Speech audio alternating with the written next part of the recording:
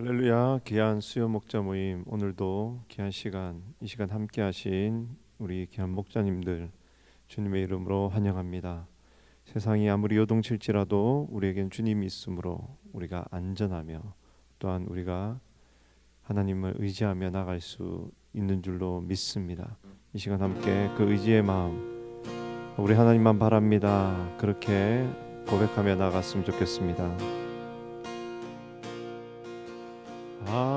아무것도 두려워 말라. 주 나의 하나님이 지켜주시네.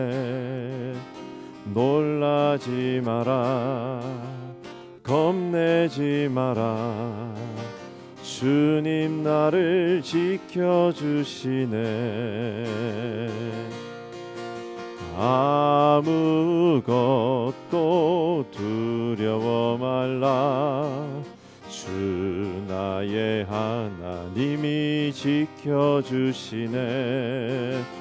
놀라지 마라, 겁내지 마라. 주님 나를 지켜주시네.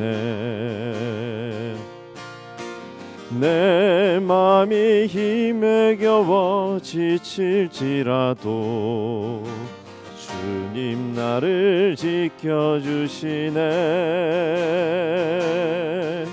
세상의 험한 풍파 몰아칠 때도 주님 나를 지켜주시네. 주님은 나의 산성, 주님은 나의 요새, 주님은 나의 소망, 나의 힘이 되신 여호와. 아무것도 두려워 말라. 주 나의 하나님이 지켜주시네. 놀라지 마라, 겁내지 마라. 주님 나를 지켜주시네. 내 맘이 힘에 겨워, 내 맘이 힘에 겨워 지칠지라도 주님 나를 지켜주시네. 세상의 험한 풍파 몰아칠 때도 주님 나를 지켜주시네.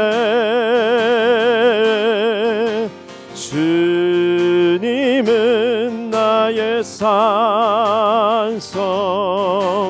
주님은 나의 요새, 주님은 나의 소망,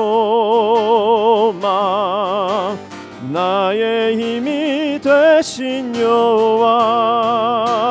주님은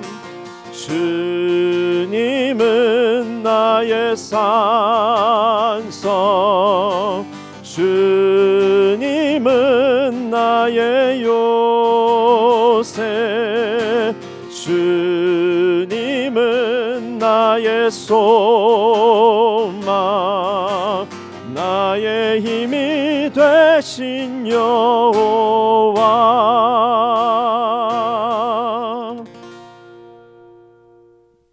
하나님 은혜와 사랑을 감사합니다.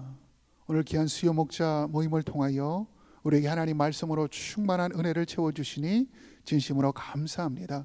하나님, 코로나 팬데믹 어려운 상황이지만은 하나님 이후에서 이 모든 것을 주관하시고 다스리시는 주님만을 바라보며 승리할 수 있도록 인도하여 주시니 감사합니다. 하나님, 우리 모든 목자님들 성령의 기름 부으심의 능력으로 함께하여 주셔서 이 모든 것을 주관하시고 하나님의 때에 하나님의 방법으로 반드시 해결해 주실 하나님만을 의지하며 승리하는 우리 모든 목자들 되어줄 수 있도록 인도하여 주옵소서. 하나님, 우리 삶의 환경들, 가정들, 직장들, 우리 자녀들을 지켜 보호하여 주시고 우리 양들 가운데 어려움을 겪고 있는 우리 모든 심령들, 그들의 손을 잡고 그들을 위로하며 함께 격려하며 나아갈 수 있도록 인도하여 주옵소서. 또한 우리 몸된 교회를 지켜주시고 성령 충만함으로 붙들어 주심을 너무나 감사합니다. 이 시간에 우리 박성근 담임 목사님 성령의 기름 부심의 능력으로 붙들어 주시고 영적 리더십을 가지고 주님의 몸된 교회를 이끌어 주시니 감사합니다. 하나님의 풍성한 은혜와 사랑으로 하나님 귀한 말씀을 통하여 성령 충만한 귀한 시간으로 인도하여 주옵소서. 감사하며 우리 구주 예수 그리스도의 이름으로 기도드리옵나이다. 아멘.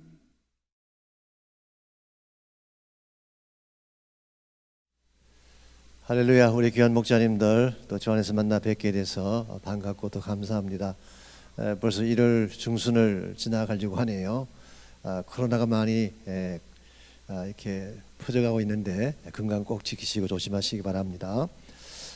오늘은 하나님 말씀 호세아 5장 4절에서 15절까지 있는 말씀을 우리 함께 보겠습니다.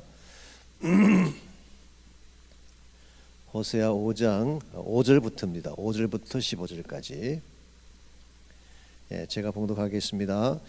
이스라엘의 교만이 그 얼굴에 드러났나니 그 죄악으로 말미암아 이스라엘과 에브라임이 넘어지고 유다도 그들과 함께 넘어지리라.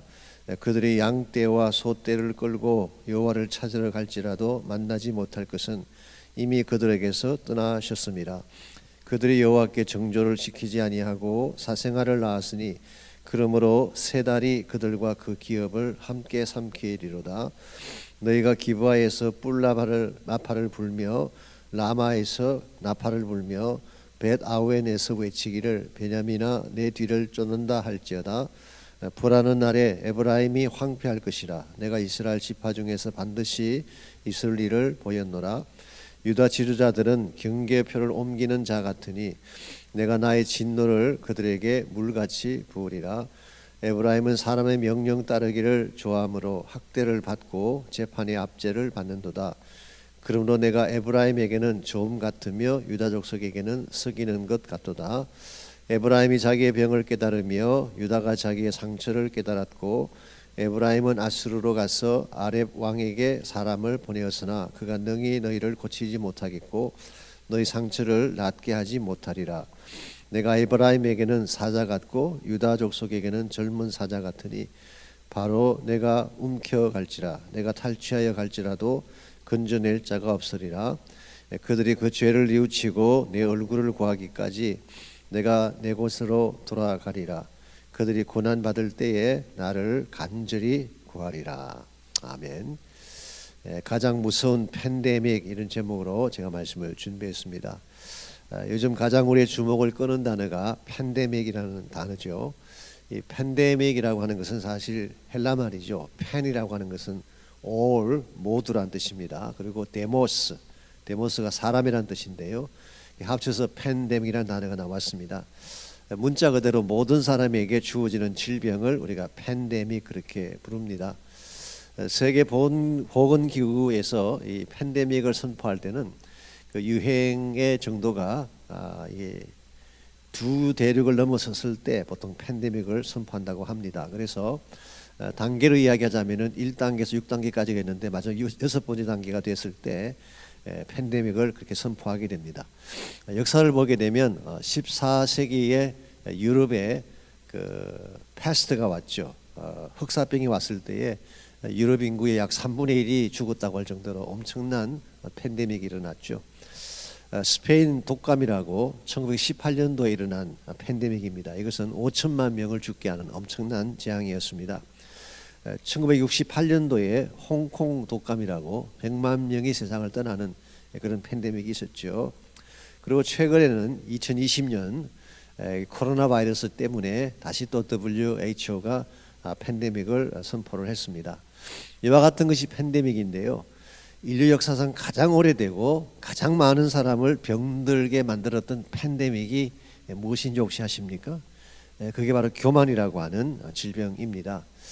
창세기 3장에 보면 최초의 범죄가 교만의 범죄였죠. 그래서 죄의 모든 기원을 이루는 것이 교만입니다. 창세기 3장에 보게 되면 마귀가 이 사람을 유혹할 때에 선악과를 따먹으면 눈이 밝아져 하나님과 같이 된다. 인간이 하나님과 같이 된다는 이 시도 자체가 교만 아니겠습니까? 이것이 사실은 원인이 되어서 우리 온 인류가 이렇게 죄악 가운데 처하게 되는 이런 일이 벌어졌습니다. 사실은 이 유혹을 했던 마귀 자신이 교만 때문에 타락한 천사장이죠.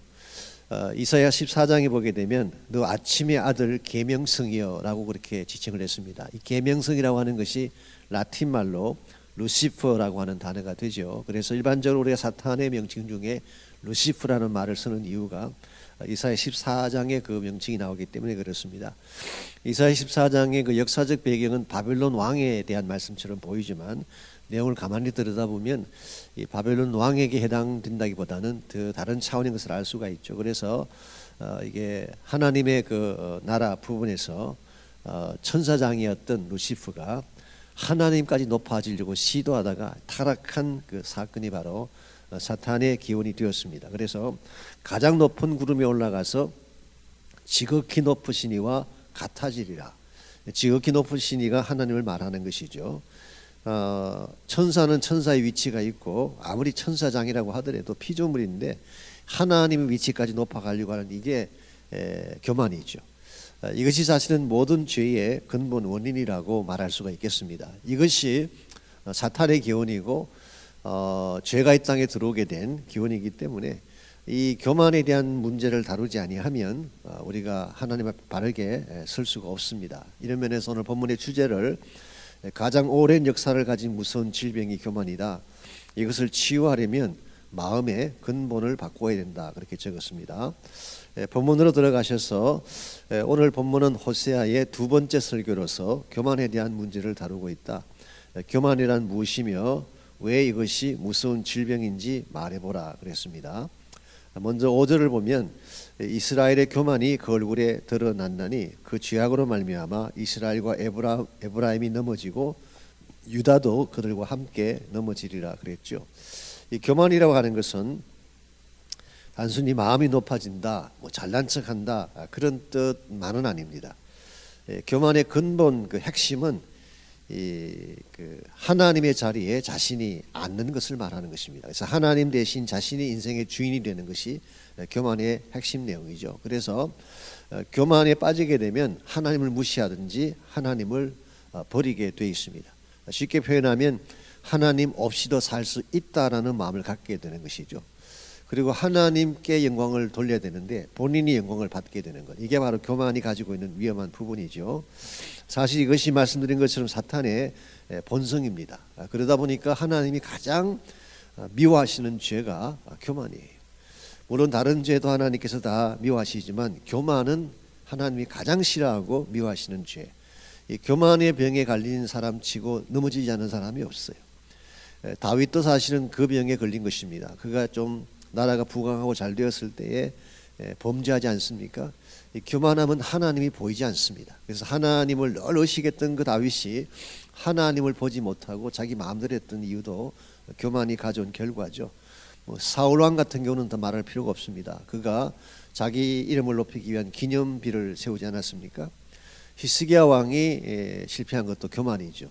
무기고를 보여주고 자기의 그 강함을 과시했던 이것이 사실은 바벨론 침공을 받았을 때에 무기고가 틀리고 하나님의 성전이 회파되는 그 원인을 제공했습니다. 우시야 왕도 마찬가지. 아무리 왕이지만 교만한 나머지 본인이 할 수 없는 그 제사를 드렸을 때에 문둥병에 걸리게 되는 이와 같은 예는 끝도 없이 많이 나열할 수가 있습니다. 그래서 잠언 16장 18절에 보면 교만은 패망의 선봉이요 거만한 마음은 넘어짐의 앞잡이라 그랬어요. 그래서 교만하면 패망할 수밖에 없고 거만한 마음을 가지게 되면 넘어지게 된다. 이제 그런 뜻입니다. 에멀슨이라고 하는 그 사상가가 이런 말을 했습니다. 교만이란 많은 사람이 미끄러지는 대리석이다 그랬어요. 대리석은 굉장히 화려하고 견고하잖아요. 내가 견고한 터 위에 섰다고 하는 순간 사실은 미끄러질 수 있는 이것이 바로 교만이 가진 위험이라고 할 수가 있겠습니다. 자, 이번 문제, 오늘 본문은 에브라임에 대해 많이 언급을 하고 있습니다. 왜 그랬을까? 에브라임이 이스라엘 역사에 미친 영향에 대해 정리해 보라 그랬습니다. 오늘 본문을 읽어보시면 아시겠지만 사실 북왕국 이스라엘에 대한 죄를 말씀하고 있고 또 아울러서 남쪽 왕국인 유다도 언급을 하고 있지만 에브라임이 가장 많이 등장하고 있죠. 왜 하나님이 특별히 에브라임을 이 교만의 나라로 지목을 하고 있는지 그 이유가 있습니다. 먼저 에브라임이라는 이 지파는 사실은 에브라임이 아시는 대로 요셉의 아들이죠. 요셉에게 두 아들이 있었는데 므낫세가 있고 에브라임이 있었습니다. 이 두 아들 중에 누가 형일까요? 므낫세가 형이었죠. 그런데 요셉이 기도할 때 손을 바꿔서 기도함으로 에브라임이 더 큰 축복을 받게 됐습니다. 이게 바로 에브라임 사람의 기원인데요. 사실 따지고 보면 에브라임은 이스라엘의 장자가 아닙니다. 이스라엘의 장자는 루벤이었죠. 이스라엘의 장자도 아니고 가장 나중에 태어난 요셉의 후손인데 어떻게 이스라엘을 대표할 정도로 큰 권세를 부리게 되었는가. 그래서 구약을 읽을 때 에브라임이라는 이 표현은 사실 북왕국이란 말과 거의 유사한 말이에요. 북왕국 전체를 대표하는 지파를 에브라임이라고 불렀습니다. 왜 이것이 이렇게 강성한 지파가 됐는가? 몇 가지 이유가 있습니다. 첫 번째는 그들이 차지한 땅이 가장 비옥한 지역이었어요. 그래서 풍요롭고 부족함이 없는 그런 지역에서 이들이 살았어요. 그래서 아마 교만할 수 있었던 그 근거 중에 하나가 잘 살게 되면 교만해지잖아요. 아마 이것이 한 가지 이유일 것 같습니다. 두 번째는 이스라엘의 중요한 도시들이 다 이 에브라임 지경에 있었어요. 여러분 잘 아시는 베델이라는 곳이 바로 에브라임 땅에 있었죠. 세겜이 이스라엘의 정치 중심지였습니다. 세겜이 그 지역에 있었고 실로라고 하는 실로의 성소가 있었죠. 이 하나님의 그 성막을 실로에 세웠습니다. 그리고 예루살렘 성전이 만들어지고 예루살렘으로 옮겨지기 전까지 약 300년 동안 이스라엘 영성의 중심지가 사실 실로였습니다. 그래서 이 에브라임 지파가 속해 있던 그 지역이 여러 가지 면에서 정치적인 면에서도 그렇고 영적인 면에서도 그렇고 이 중추적인 역할을 하는 그런 지역이 됐어요. 그래서인지 모르지만 이 에브라임 지파에서 나온 인물들이 굉장히 중요한 인물들이 많이 나왔습니다. 대표적인 인물이 여호수아예요. 여호수아. 그래서 모세 이후로 가장 그 강력한 지도력을 발휘했던 여호수아, 또 가나안 땅 정복을 이룩하는데 지대적 역할을 했던 여호수아가 에브라임 지파였어요. 그러니 얼마나 힘이 막강했겠습니까? 또 사사시대 때 드보라가 에브라임 지파로 나와 있습니다. 뿐만 아니라 사무엘이 사실은 이 왕정 시대를 이끄는 여는 가장 중요한 그 인물이었죠. 그래서 사사 시대를 종결시키고 왕정 시대를 여는데 중간 역할을 했던 가장 중요한 인물이 사무엘인데 사무엘 자체는 제 생각에 에브라임 지파의 혈통은 아닌 것 같습니다. 아시는 대로 제사장이 되려면 레위 지파라 해야 되죠. 그래서 이 사무엘 본인이 원래 혈통 자체는 레위 지파인 것 같습니다. 그럼에도 불구하고 사무엘상 1장 1절에 보게 되면 그 아버지 엘가나를 설명할 때에 에브라임 사람이라고 소개를 했어요. 왜 그렇게 소개했을까요? 에브라임 지역에 와서 오랫동안 살았기 때문에 그런 것입니다. 아시겠지만 레위 지파는 자기들에게 할당된 땅이 없지 않았습니까? 그 분배할 때 유산이 없었어요. 그 기업이 없었습니다. 그래서 여러 지파에 흩어져 살게 했죠. 그 중에서 이 사무엘의 집안은 처음부터 에브라임 쪽에 와서 살았기 때문에 사실은 사무엘 자신이 거기서 성장했고 자랐고 그게 오래 살았기 때문에 에브라임 사람이라고 해도 과언이 아니에요. 그래서 여호수아도 에브라임 출신이죠. 사무엘 같은 그런 막강한 지도자도 에브라임에서 살았죠. 이러다 보니까 에브라임이 가지고 있는 그 영향력이 커질 수밖에 없고 시간이 지나면서 에브라임이 이스라엘을 대표한 이와 같은 모양을 취하게 된 것입니다. 그렇다면 이 에브라임이 이스라엘에 미친 영향은 어떤 것일까요? 이렇게 막강한 힘을 갖게 되고 영적인 중심지를 이루었으면 정말 하나님 중심으로 살았으면 참 좋았을 텐데 실제 그렇게 살지 못했어요.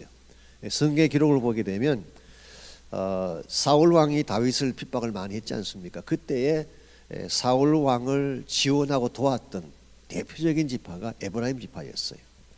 아시지만 사울은 베냐민 지파잖아요. 베냐민 지파하고 유다 지파는 사실 가깝습니다. 둘 다 그 라헬의 출신이기 때문에 가까운데도 불구하고 에브라임 지파가 7년 동안 사울을 지원한 기록이 나옵니다. 두 번째로 압살롬이 반란을 일으켰을 때, 압살롬이 자기 아버지를 축출하고 왕이 되려고 하지 않습니까? 그때에 압살롬 편을 들었던 대표적인 지파가 에브라임이었어요. 뿐만 아니라 솔로몬이 죽고 난 이후에 이제 나라가 둘로 갈라지게 됩니다. 그때에 북왕국을 이끌었던 대표적인 인물이 여로보암 1세죠. 여로보암 1세. 그래서 남북의 분열을 가져오게 했던 여로보암 1세가 에브라임 지파예요. 그래서 남과 북의 분열을 가져오게 하고 또 영적인 타락을 이끌었던 대표적인 지파가 에브라임 지파였습니다. 그래서 여로보암 1세는 북왕국을 시작하자마자 베델과 단에 금송아지 우상을 세우게 되고 이것이 사실 이스라엘 배교의 시작점이 된 것을 봅니다. 이걸 보게 되면 에브라임 지파는 굉장히 많은 특권과 특혜를 가졌음에도 불구하고 오히려 하나님의 뜻을 배척하는 이런 역할을 했습니다. 즉 다윗을 배척했다고 하는 것은요, 다윗을 어게인스트하고 다윗을 배척하고 했던 이유는 우리가 사실은 더 막강한 지파인데 왜 유다 지파가 떼야 되느냐. 그래서 유다 지파의 번성에 대해서 굉장히 마음 상해하고 그것을 넘어서기 위한 그런 시도로서 다윗을 배척하고 하나님의 뜻을 거역하는 일을 행한 것입니다.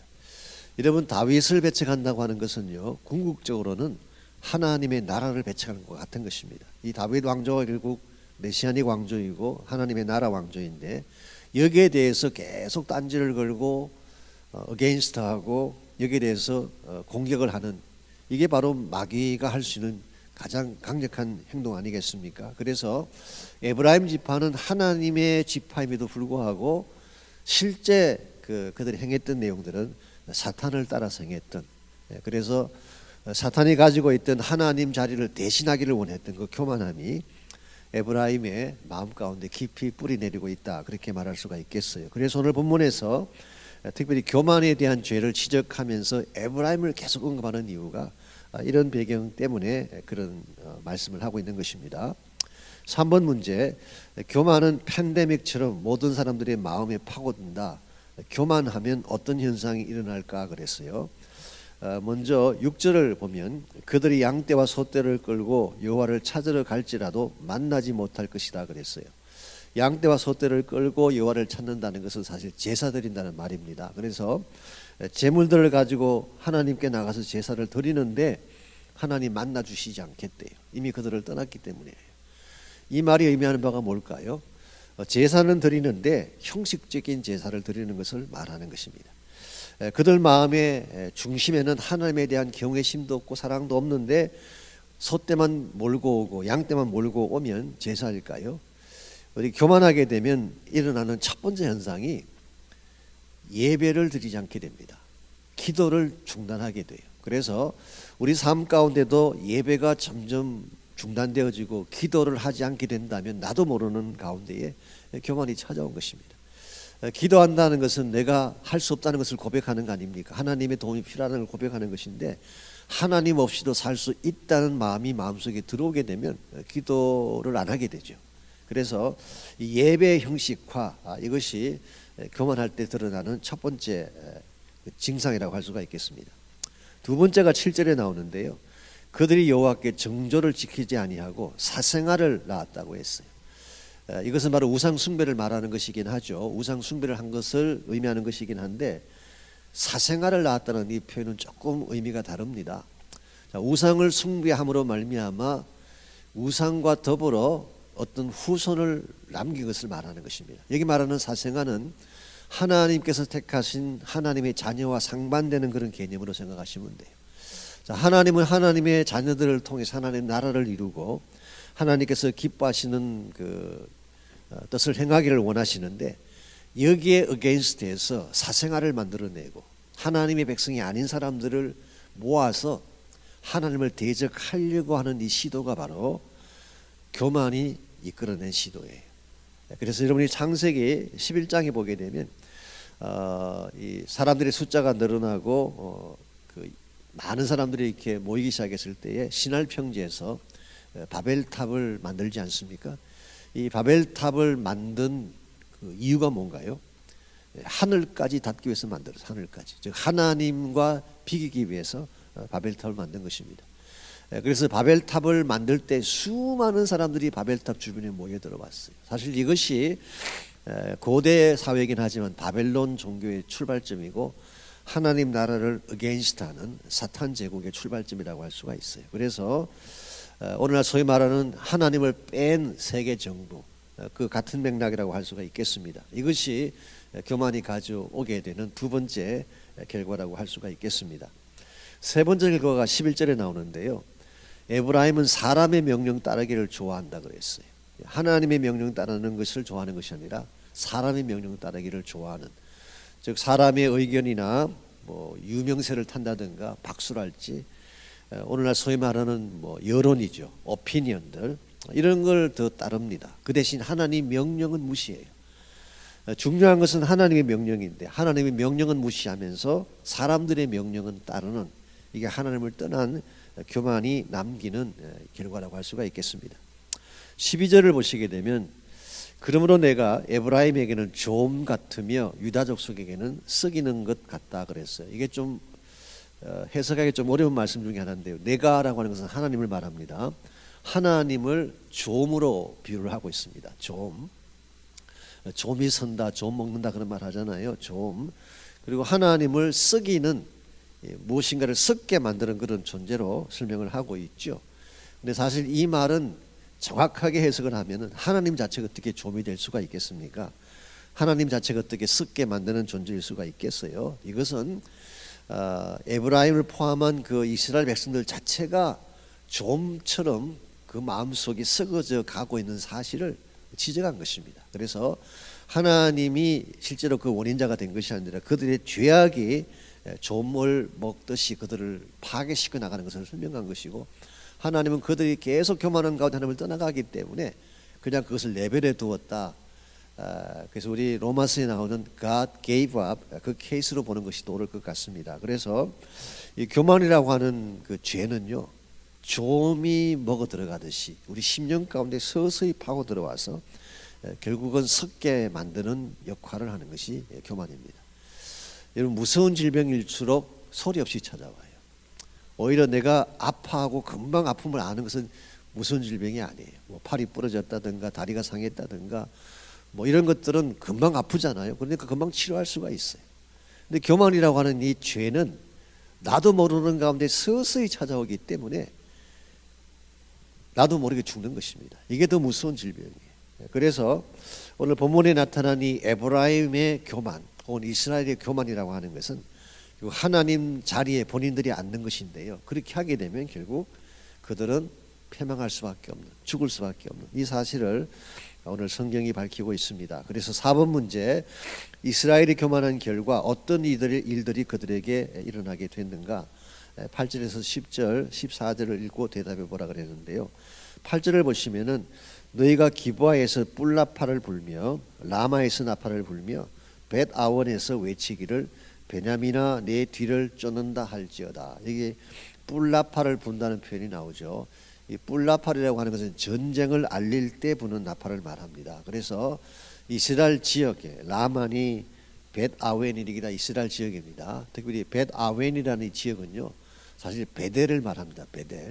베델을 벳 아웬이라고 불렀는데, 벳엘이라고 하면 the house of God이잖아요. 하나님의 집인데, 벳 아웬이 되면은 the place of vanity, 허무함의 장소 혹은 evil, 악함의 장소, 그렇게 부를 수 있습니다. 그래서 라마도 그렇고 벳 아웬도 그렇고 이방 신상을 세웠던 곳이기 때문에 그렇게 표현한 것입니다. 그래서 이 지역은 사실 북왕국의 가장 막강한 지역인데 거기에 드디어 전쟁이 일어난다는 것입니다. 전쟁이 일어나게 되고 남쪽 왕국인 베냐민도 곧 추격해서 너희들을 무너뜨릴 것이다. 그래서 북왕국이 먼저 망하고 나중에 남왕국이 망하지만 결국 교만하고 하나님을 버렸던 그 민족들이 패망하게 될 사실을 오늘 성경이 밝히고 있습니다. 5번 문제, 이와 같은 교만의 질병을 치료를 해야 되는데 그 치료할 수 있는 최상의 길은 무엇일까? 13절과 15절을 읽고 잘못된 길과 바른 길에 대해서 나눠보라 그랬습니다. 먼저 13절을 보시면 에브라임이 자기 병을 깨달으며 유다가 자기의 상처를 깨달았고 그랬어요. 나중에 결국 알게 됩니다. 자기들의 병이 무엇인지를 알게 되고 왜 상처를 입게 됐는지를 알게 된다는 것입니다. 그랬는데 이 상처가 있다는 걸 알게 됐으면, 병이 깊다는 것을 알게 됐으면 바른 방법으로 치료를 해야 되는데 엉뚱한 방향으로 나갔어요.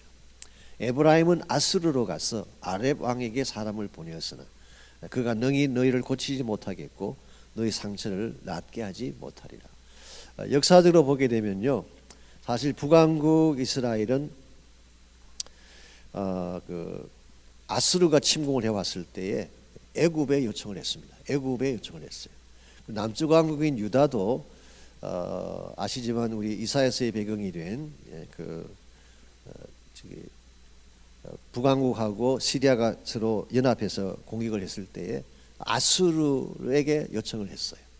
하나님께 요청을 해야 되는데 애굽을 찾아간다든가 아수르를 찾아가는 이 행위는 잘못된 방향인 것입니다. 우리에게 문제가 생깁니다. 우리에게 질병이 찾아왔습니다.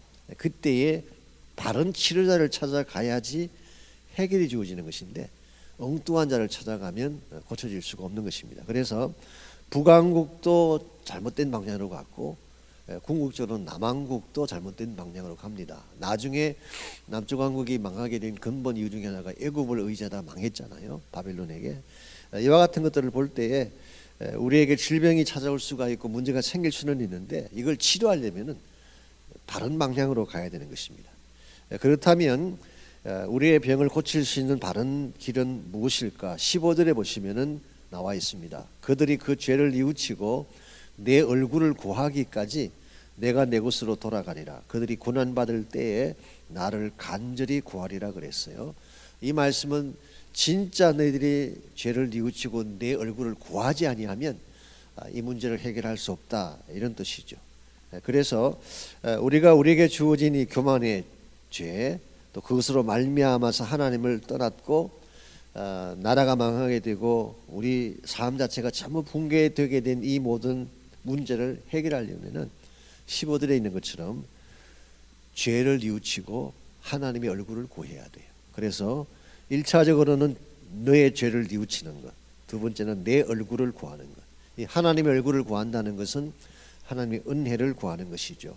하나님의 은혜를 구하고 하나님의 자비를 구하고 하나님의 도우심을 구하는 것이 그의 얼굴을 구하는 것입니다.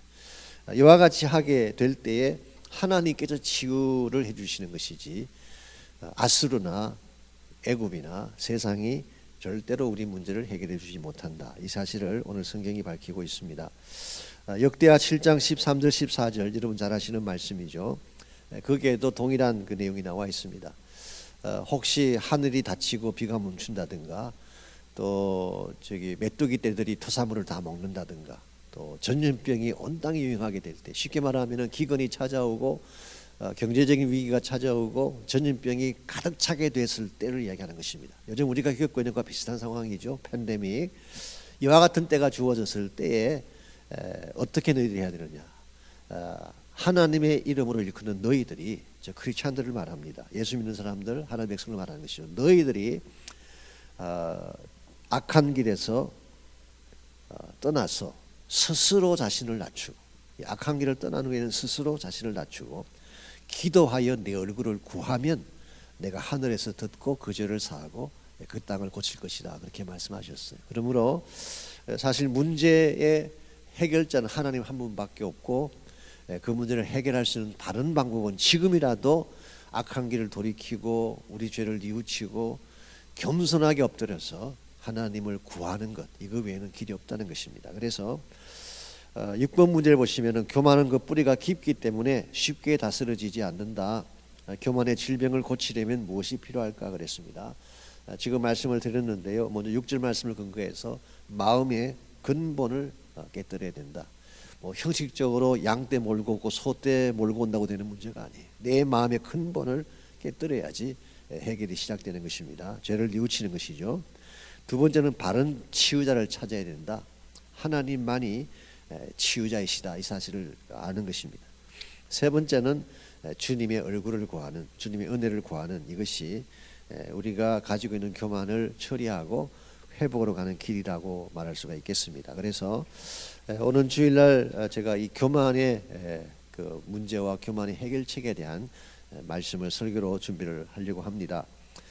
적용과 나눈 파트를 보십시오. 1번 문제, 무슨 병일수록 소리 없이 찾아온다. 교만도 마찬가지이다. 당신은 교만의 질병에 걸린 적이 없는가? 언제 교만에 빠지게 될까라고 물었습니다. 아까도 말씀드렸지만 무서운 병일수록 소리 없이 찾아오죠. 그래서 병을 알게 됐을 때는 대부분 투레이시예요.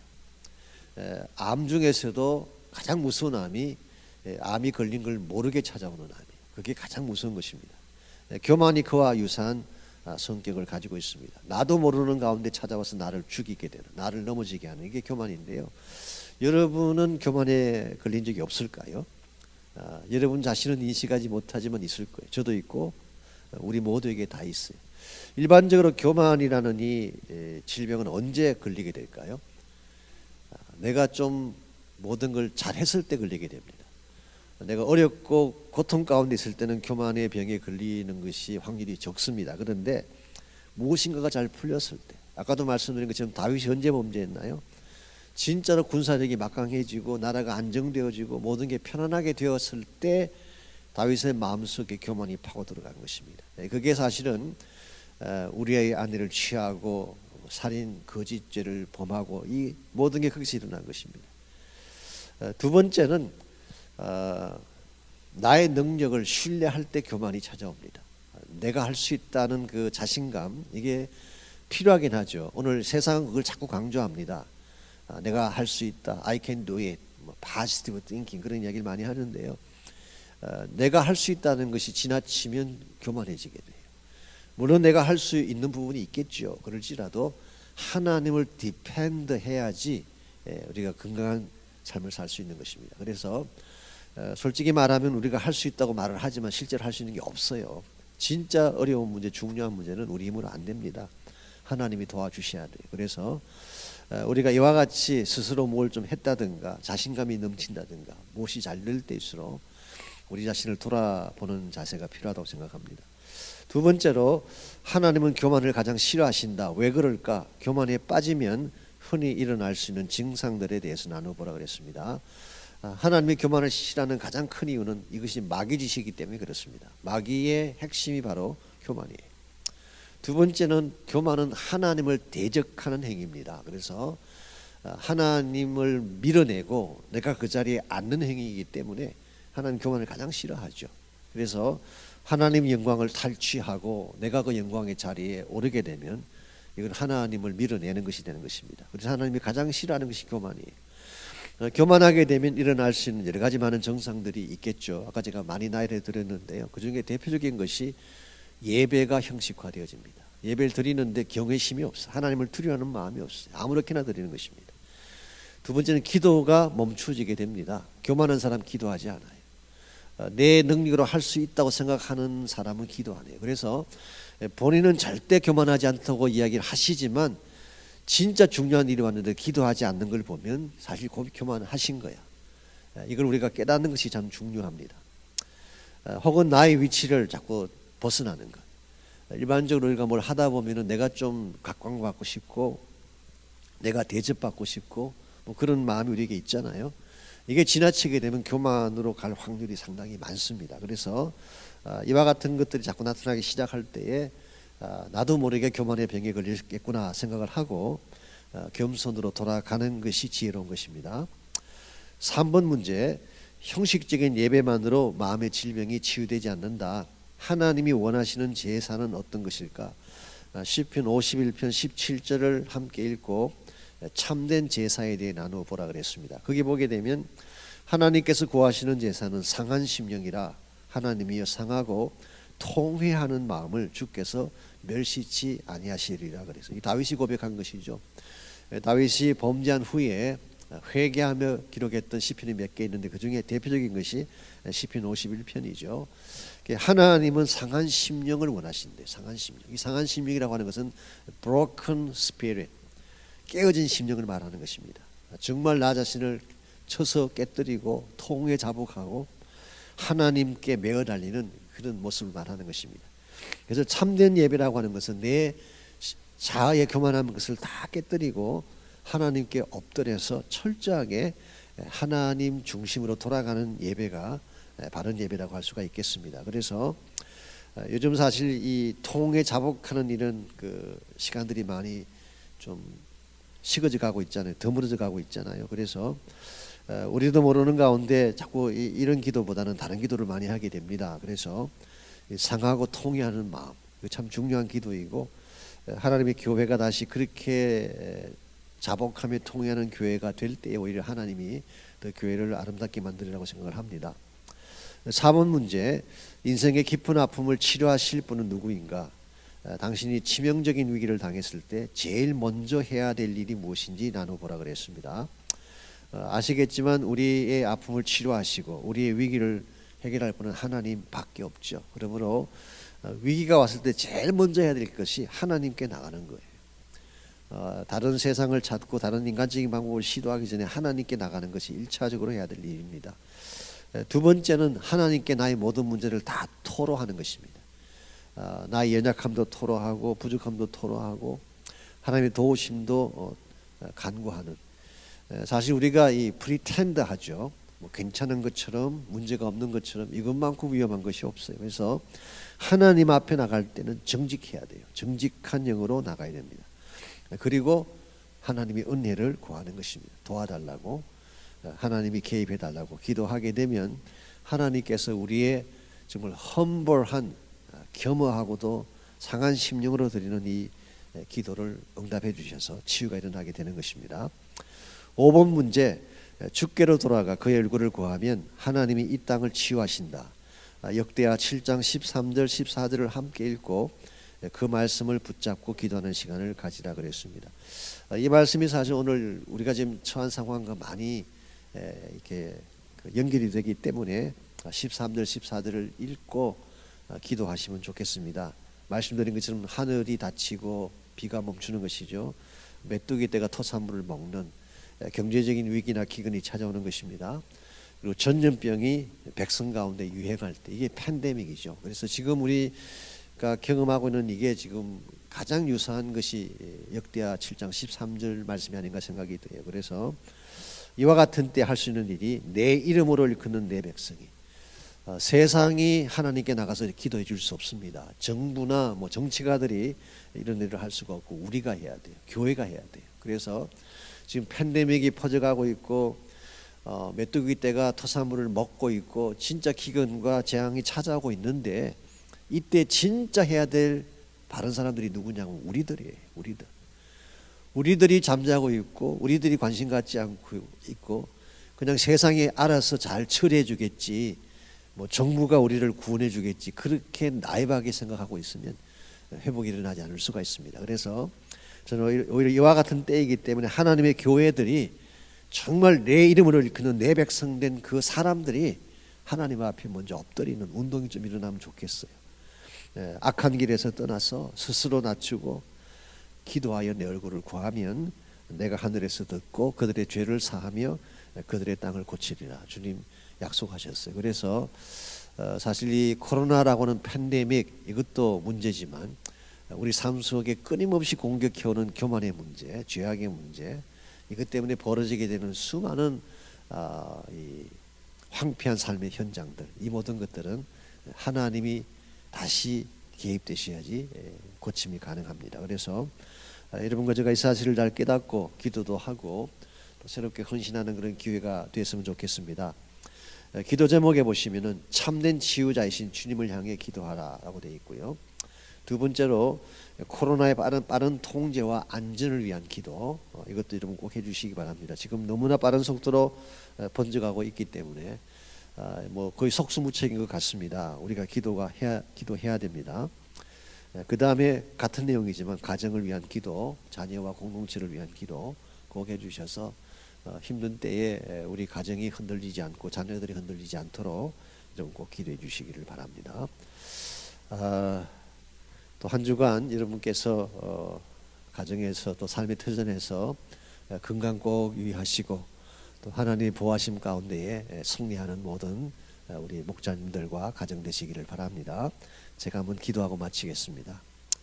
하나님, 코로나 팬데믹보다 더 무서운 것이 교만의 팬데믹인 줄 압니다. 우리 마음속에 우리도 모르는 가운데 스며들어온 이 교만의 마음들 하나님께서 제거시켜 주시고 하나님 한 분만 우리의 주인으로 삼고 엎드리며 간구하며 주의 은혜를 구하는 우리 모두가 되게 하여 주옵소서. 한 주간 목자들의 삶의 터전을 지켜주시고 주의 능력 가운데 승리할 수 있는 모든 목자님들 가정 되게 도와주시옵소서. 예수님의 이름으로 기도하옵나이다. 아멘.